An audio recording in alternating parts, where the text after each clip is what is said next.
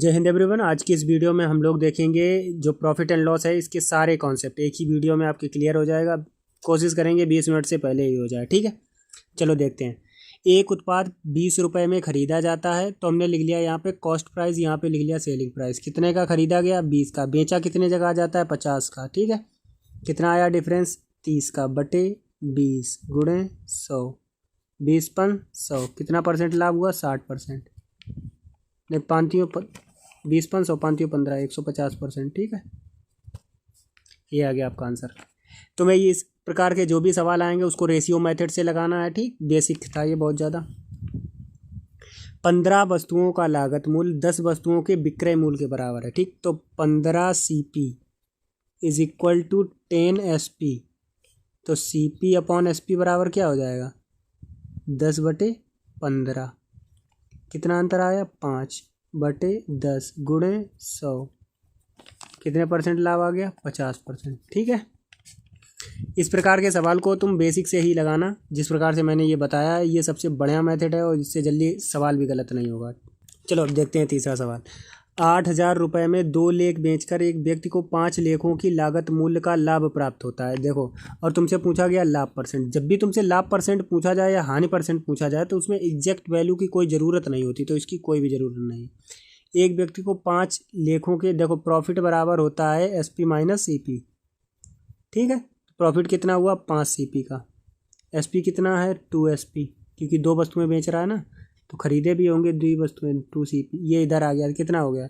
CP अपॉन SP बराबर 2 बटे, ये इधर जाएगा 5 2 7। कितना अंतर आया? 5/2 गुणे 100, 2 पंचे 10, 5 25। कितना आ गया? 250%, ठीक है। इस प्रकार के जब भी सवाल आए ना, तुम्हें ये देखना है कि पहली बात तो एग्जैक्ट वैल्यू से मतलब नहीं है। अगर परसेंटेज पूछ रहा है, लाभ या हानि का परसेंटेज पूछ रहा है, ठीक। फिर उसमें तुम्हें ध्यान से पढ़ना है जो प्रॉफिट है वो लागत मूल्य पे हो रहा है या SP पे हो रहा है। 2 प्रकार के सवाल आएंगे, एक में जिसमें लागत मूल्य के बराबर होगा और एक में होगा जिसमें सेलिंग प्राइस के बराबर होगा। तो वो तुम्हें डिसाइड करना है। और अगर हानि होगी तो CP माइनस SP करना है, अगर लाभ होगा तो SP माइनस CP करना है, ठीक है। चलो अब ये देखते हैं। यदि कोई व्यक्ति विक्रय मूल्य पर अपने लाभ परसेंट की गणना करता है तो उसके अनुसार लाभ 20% है। 20% है तो 20% का फ्रैक्शन क्या होता है? 20×100 1/5। ये जो है वो SP है, क्योंकि वो किस पे गणना कर रहा है? SP पे। ये क्या है? प्रॉफिट। तो यहाँ लिख लो CP, यहाँ लिख लो SP। SP कितना है? 5। अब 5 SP है, प्रॉफिट 1 का है, तो CP कितना होगा? 4। तो इसके बीच का डिफरेंस 1/4 गुणे 100 बराबर 25%, ठीक है। समझ में आया? जब भी वो कभी ये बोले कि जो गणना करते हैं वो करते हैं हम लोग विक्रय मूल्य पर, तो नीचे SP हो जाएगा, ठीक है। अगर CP पे करेगा तो ऑब्वियस सी बात है नीचे CP हो जाएगा। अगर वीडियो अच्छी लग रही है तो भाई वीडियो को लाइक कर दो और चैनल पर नए हो तो सब्सक्राइब कर दो, बोलना ना पड़े। और अगर तुम्हें लगता है कि इसी प्रकार से हम सभी के कॉन्सेप्ट लेके आएँ जिसमें 20 मिनट के अंदर आपका पूरा एकदम से मैथ रिवाइज हो जाए, तो हम टारगेट करते हैं 50 कमेंट का। अगर 50 कमेंट हो जाते हैं तो मैं लेके आ जाऊँगा। देखो, इस प्रकार का जो सवाल तुम्हें लगाना है उसे हम लोग बटरफ्लाई कॉन्सेप्ट कहते हैं। तुम्हें CP को बीच में लिख लेना है, एक तितली इधर उड़ा देनी है, एक इधर उड़ा देनी है। जो लाभ होता है वो इधर रखना है और जो हानि होती है उसको इधर रखना है। एक वस्तु को 13,400 में, तो 13,400 में बेचने पर होने वाला लाभ 11,600, 11,600 में होने वाली हानि के बराबर है, तो 1:1। अब तुम्हें क्या करना है? इन दोनों का डिफरेंस ले लेना है। 0 0 8 6 14 1, 1,800 आ गया। अब इन दोनों का डिफरेंस बटे जो ये अनुपात है इसको जोड़ के लिख देना है। तो 2 बराबर 1 बराबर कितना आ गया? 900। या तो 900, क्योंकि एक का मान 900 है, तो या तो 900 इसमें घटा के लिख दो या इसमें जोड़ के लिख दो। तो हम इसमें जोड़ के लिख लेते हैं, ठीक। 0 0 9 6 15 5, यहाँ से लगा 1 1, 1250, ठीक। 12,500। अब हम लोग का CP क्या आ गया? 12,500। SP क्या दिया गया है? 14,750। इसके बीच का अंतर निकाल लो, बस वही पूछा गया है। लाभ क्या होगा? तो 0.5, इसे घटा दिया 5, 7 में से 2 गए 5, 14 में से 2 गए 2250 आपका आंसर हो जाएगा, ठीक है। चलो अब ये देखते हैं। 11 में 10 की दर से कुछ वस्तुएं खरीदी गई और 11 में 10 की। देखो, ये प्राइस और आर्टिकल वाला सवाल हो जाता है। इसमें हम लोगों को आर्टिकल बराबर करने होते हैं। CP लिख लिया, ये SP लिख लिया, यहाँ प्राइस लिख लिया, यहाँ आर्टिकल लिख लिया। प्राइस कितना है 10, आर्टिकल कितने हैं 11। कुछ वस्तुएं खरीदी गई तो CP हो गया 11 रुपये में और 10 की दर से बेची गई, तो इसमें तुम्हें आर्टिकल को बराबर कर देना है। 11 का गुना कर दिया, ऊपर 10 का कर दिया, तो ये 10 हो गया, ये 11 हो गया। ये कितना हो जाएगा 100, और ये कितना हो जाएगा 121। 11 में 11 121, और ये कितना हो जाएगा 110। कितना हो जाएगा 110। ठीक है, अब तुम्हें प्रॉफिट या लॉस चाहिए, तो ये तो दोनों बराबर हैं, उनको छोड़ ही दो। तुम्हें इससे देख लेना कितना हो गया 21%। बस यही आंसर हो गया। चलिए देखते हैं क्वेश्चन नंबर 7। इसमें थोड़ा सा करेक्ट करना है, 15% प्लस 12% लाभ और कर देना है यहाँ पे। ठीक, तो 3 वस्तुओं को प्रत्येक को 6000 में खरीदा। देखो, जब बात खरीदने की करी जाए, कोई भी जब एवरेज कॉन्सेप्ट आप CP लगता है, तो तुम्हें जब किसी में खरीदा जाए तो तुम्हें क्या करना है, जितना भी लाभ हानि है उसको लिख लो। लाभ है तो प्लस में लिखो, हानि है तो माइनस में लिखो। 12 माइनस 15 बटे जितना है 3 है, 3 लिख दो, काट दिया। 12 बटे 3 बराबर 4%। यही तुम्हारा आंसर हो गया। जब भी तुम्हें इस प्रकार का सवाल मिले कि एक व्यक्ति ने 4 वस्तुएं खरीदें, एक वस्तुएं 2 वस्तुएं, प्रत्येक को 6000 में खरीदा, 5000 में खरीदा, कुल मिला के जब सभी का CP बराबर हो और उसमें लाभ हानि सभी वस्तुओं पे दिया गया हो, तो जो लाभ हो उसको प्लस के साथ और जो हानि हो उसको माइनस के साथ लिख लो। और जितने नंबर आप जैसे एवरेज निकालते हो ना, तो वही उसी प्रकार से निकाल लेना है। नंबर आप नीचे लिख देना है और टोटल सम ऊपर लिख देना है। अब बात करते हैं इस क्वेश्चन की। अब देखो, ये जो लगता है वेंस SP सेम, अभी जो था पीछे वो CP सेम था, अब SP सेम हो जाएगा। 2 घोड़ों में से प्रत्येक को 15.99 की दर से बेचा गया। उसमें से प्रत्येक घोड़े को पहले घोड़े को 25% लाभ के साथ और दूसरे घोड़े को 20% की हानि के साथ। अब देखो, CP SP दोनों में SP बराबर है, ये याद रखना। उसमें पहले को 25% के लाभ, तो 4 से 5, और 20% 20 5 100, तो 5 से 4। अब चूंकि SP बराबर है तो SP बराबर करना पड़ेगा, तो ऊपर 4 का कर दो और नीचे 5 का कर दो। 4 चक्कू 16, 5 25, ये कितना आ गया 5 चक्कू 20, 5 चक्कू 20, तो ये कितना हो गया टोटल 40। ये कितना हो गया 6 5 11 और 41। ठीक, इसके बीच का अंतर कितना आ गया 1, तो 1 बटे 41 गुणे 100। यही हानि हो जाएगी जो इसमें तुम जिसको हल कर लो। अगर इसको 40 मान के कर लो तो ये 2.43 समथिंग आएगा। ठीक है, यही तुम्हारी हानि हो जाएगी। जब कभी SP बराबर दिया जाए तो SP बराबर कर दो, CP बराबर दिया जाए और सभी को ये सेम है तो उसको तुम जिस प्रकार से किया जा रहा था एवरेज कॉन्सेप्ट लगा के कर सकते हो।